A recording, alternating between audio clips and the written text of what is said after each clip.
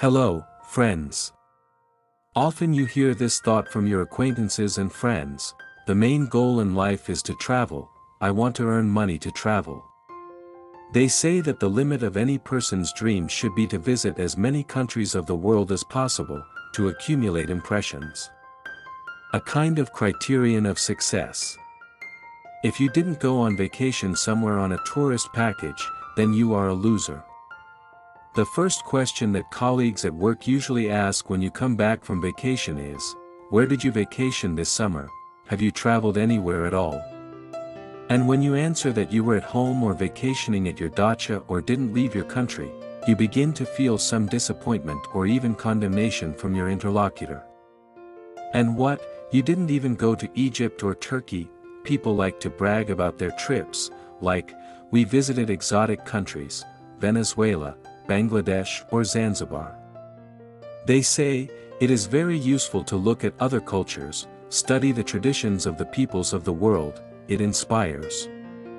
It is implied that it is impossible for a person to comprehend the meaning of life. I think you have heard this point of view, since it dominates in modern society. The criterion for success is the ability to constantly travel to different countries and continents. In this video, I will explain why this position may be wrong. Let's start with the fact that I know people who have visited not dozens, but even hundreds of countries in the world. What I have noticed, traveling people are not distinguished by some kind of enlightenment, secret knowledge that is incomprehensible to other people. On the contrary, I have noticed that the more a person's inner world and fantasy are developed, the more a person is, as a rule, well-read and educated, the less he has a craving for travel and wanderings. Such people already have a rich inner world. For example, they will tell you much more consciously about ancient Egypt than a tourist who recently went to this very Egypt. Perhaps, I have not met such educated travelers, but I have noticed that many of them are ordinary people. They are not really interested in the history or culture of the place they are visiting, but in the fact of the trip itself, the fact of satisfying their ego, the opportunity to see the sights not on the monitor screen, but in person. Photos on social networks are important, it is important to brag. And such people will not gain anything useful from trips, for example, to Bali or some distant islands. They most likely will not become thinkers, philosophers. Frankly speaking, even communicating with them is often uninteresting, boring. Let's consider other psychological aspects of the traveler's mania. Tourism and travel are imposed on us by aggressive marketing, because everywhere there is advertising of travel agencies, holidays in exotic countries. I believe that extreme sports, travel, trips to distant countries are manifestations of some mental discomfort in a person, manifestations of latent depression. And even a special latent form of suicide. The fact is that such people who can constantly, for hours, think and discuss only travel to different countries, are obsessed with tourism, they cannot be called completely mentally healthy. As a rule, there are deep psychological problems behind this behavior. What is extreme sports? In Egypt, you wanted, for example, to dive to the depths of the sea with scuba gear. Or you wanted to jump off a cliff with a bungee. Many dream of jumping with a parachute. Why?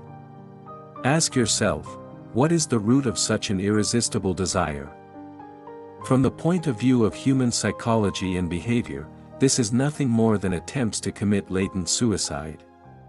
We fly 16 hours to Venezuela on a plane, we consciously expose our lives to risk, danger. For what?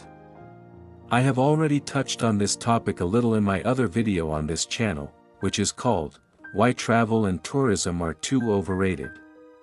In that video, I give arguments why it is always safer to be in your own country and why traveling to distant countries carries risks to human life and health. But I did not touch on the psychological side of such behavior. Why is it uncomfortable for a person to be in his own country and he constantly feels the need to travel, for more and more new doses of adrenaline, extreme sports? Have you ever thought about it? And why is this trend, imposed values of travel, becoming more relevant every year? More and more people succumb to the influence of these narratives. The answer is simple, and lies, probably, in the increasing informatization of the population. People are susceptible to technogenic influence, the development of science and technology, industrialization, artificial intelligence. The growing pressure of the information background inevitably leads to an increase in psychological problems of people. An increase in the number of people with depression. So I allow myself to assert that the desire to travel, the desire for extreme sports and other types of activism, all of this is nothing more than a manifestation of hidden depression. An attempt to escape from everyone, to go to the ends of the earth. When it is already unbearable to see the place where you live, the people you communicate with. To get away from problems. How many times have we heard the expression, "I want to drop everything and go hitchhiking on a trip"? In essence, a person wants to become a rebel, a vagabond, start traveling or, for example, take up some extreme sport. This is one of the markers of depression, friends. Such people need psychological help. In the comments under the last video on this topic, many indignant people wrote to me. Their arguments boil down to one thing, an attempt to explain their behavior by external factors. I am tired of the grayness of the country where I live and I want variety, I want to travel constantly. And I ask the question, why did such dysphoria suddenly arise? Why did the place where you now live suddenly become so hateful? Perhaps it is not about the place, but about the changed attitude of the person, his changed mental state. On the contrary, the mental norm is when a person is comfortable where he currently lives. He is comfortable with the people who surround him. Thousands of years of evolution have fixed us in certain territories, and the need for a nomadic way of life, for migration, arose only during periods of depletion of food resources. Today it is believed that if you do not travel, then you are a loser. Travel is some kind of super value. But happiness lies in something completely different, in harmony with yourself and the people around you. The eternal race for success, for the desire to visit as many countries as possible, unfortunately, can become an obstacle to achieving your inner harmony. For happiness and awareness, you do not need to fly to Bangladesh or the island of Bali, it is enough to live in harmony with yourself, in harmony with the world around you. Loving your homeland, appreciating your surroundings and your loved ones is a much greater benefactor than trying to travel around the world. In attempts to escape from your internal problems. To hide from psychological problems, for example, by taking up mountain climbing, conquering mountain peaks. These are all very unhealthy people, deeply unhappy people. All those who are involved in actionism, any kind of actionism, for example, politics, travel, are actually on the path to depression. These are deeply unhappy people internally. These are such unusual thoughts, friends. Perhaps, for some of you, this point of view will seem controversial, but for someone it will be a revelation. Thank you all for your attention. Subscribe to the channel. And see you soon.